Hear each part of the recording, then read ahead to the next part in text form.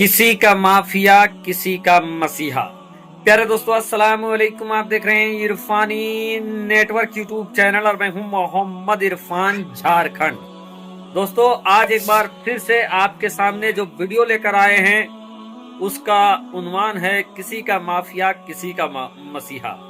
साथ ही साथ आखिर क्यों बैरिस्टर असदुद्दीन ओवैसी ने मुख्तार अंसारी के लिए किया मगफिरत की दुआ, पूरी जानकारी इस वीडियो में देने जा रहे हैं। साथ ही साथ दोस्तों, मुख्तार अंसारी से जुड़ी दो बातें आज इस वीडियो में जो बताएंगे उसको सुनकर यकीनन सोच पे आप पड़ जाओगे कि आखिर मुख्तार अंसारी को गरीबों का मसीहा क्यों कहा जाता है। चलिए वीडियो का आगाज करते हैं। आपसे रिक्वेस्ट करेंगे, अगर आपको ये वीडियो अच्छा लगे तो आगे शेयर कर दें, और चूंकि मुख्तार अंसारी अब इस दुनिया में नहीं है तो उनके लिए मगफिरत की दुआ कमेंट में जाकर कर दें, और कोई भी ऐसा काम ना करे जो संविधान के खिलाफ हो।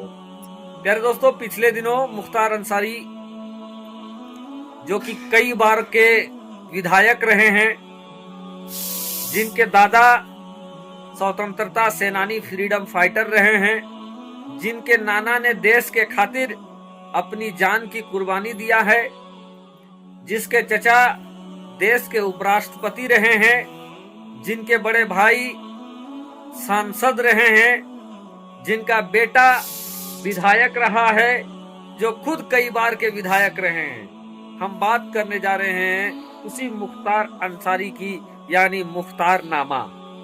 प्यारे दोस्तों, मुख्तार अंसारी सरकारी फाइलों में अगर जाकर देखोगे तो मुख्तार अंसारी के नाम के साथ दबंग, बाहुबली, माफिया देखने को मिलेगा। लेकिन गरीबों से आप जाकर पूछोगे तो गरीब ये आपको बताते हुए नजर आएंगे कि मुख्तार अंसारी गरीबों के मसीहा थे। अगर उनके मरने के बाद जो अंतिम यात्रा निकला, अगर उस यात्रा में जुड़े हुए जन सैलाब को आप देखोगे तो यही समझ में आएगा कि ये किसी माफिया का अंतिम यात्रा नहीं बल्कि किसी मसीहा का अंतिम यात्रा है।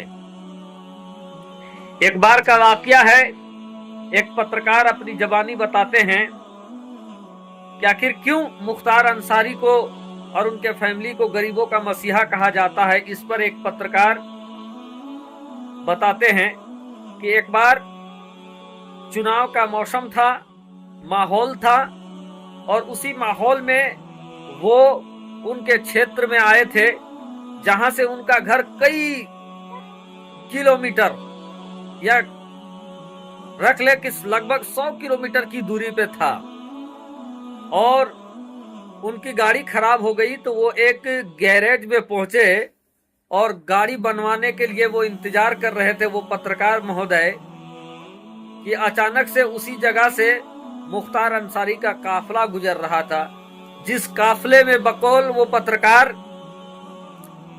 बहुत सारी गाड़ियां मौजूद थी, और एक से एक कीमती कीमती महंगी महंगी गाड़ियां, विदेशी व्हीकल भी वहां पे मौजूद थे। अचानक से मुख्तार अंसारी की गाड़ी खराब हो जाती है। अब चूंकि वो विदेशी गाड़ी था, लोग उसको बनाने और स्टार्ट करने की कोशिश कर रहे थे, लेकिन किसी को समझ में नहीं आ रहा था कि इस गाड़ी को कैसे स्टार्ट करे। ये चीज वो गरीब मैकेनिक भी देख रहा था। तो वो मुख्तार अंसारी के उस काफिले के पास जाता है और कहता है कि सर, अगर आप हमको इजाजत दे तो क्या मैं आपकी गाड़ी को चेक करके देखूं कि क्या हुआ है। बरकैफ मरता क्या ना करता, उनको इजाजत मिल जाती है कि मुख्तार अंसारी के महंगे विदेशी गाड़ी को वो चेक करे। और फिर क्या था, वो गरीब मैकेनिक उनके गाड़ी को चेक करने लगता है।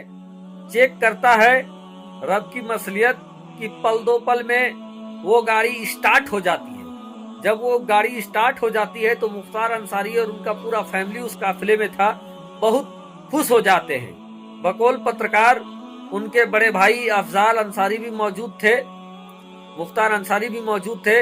वो खुश हो जाते हैं, और खुश होने के बाद उनको कहते हैं कि सुनो, तुमको कभी भी कोई प्रॉब्लम हो तो तुम हमको याद कर लेना, हम लोगों को याद करना। और उसके बाद वो मुख्तार अंसारी के फैमिली से उनको एक नंबर दिया जाता है कि कभी भी कोई मुसीबत हो, कोई परेशानी में पड़ जाओ तो हमको एक बार याद करना, और नंबर देकर वो चले जाते हैं। उसके कुछ वक्त गुजर जाता है और एक बार जो मैकेनिक जिस जगह पर रह रहा था उसका किराया या कर्जा किसी साहूकार से उसने लिया था।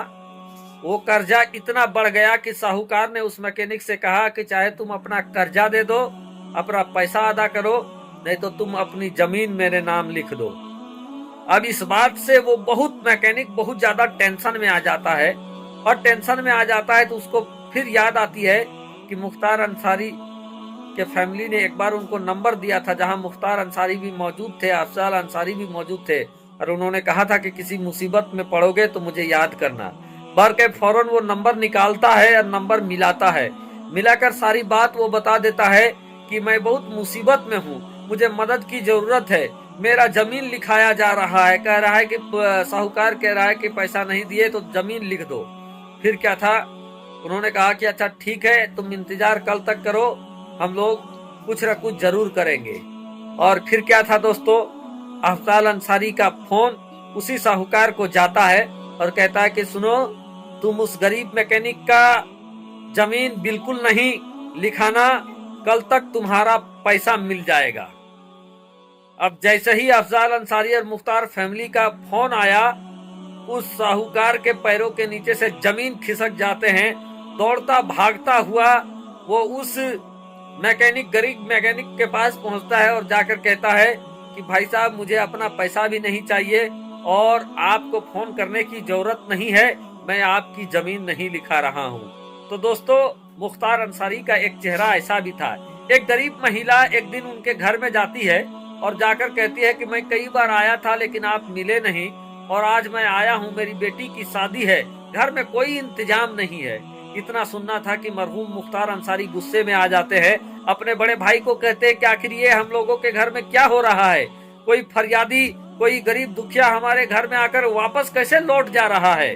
और फिर क्या था, मुख्तार अंसारी ने अपने बड़े भाई को कहा कि इनकी बात को सुने और इनकी बेटी के शादी है इंतजाम करे। फिर क्या था दोस्तों, मुख्तार अंसारी के कहने पर उनके बड़े भाई ने उस गरीब की बेटी के शादी का पूरा जिम्मा उठाया और उसकी शादी में भी गए और धूमधाम से उस गरीब की बेटी की शादी को कराया। तो ये मुख्तार अंसारी का दूसरा चेहरा मसीहा वाला ये भी है।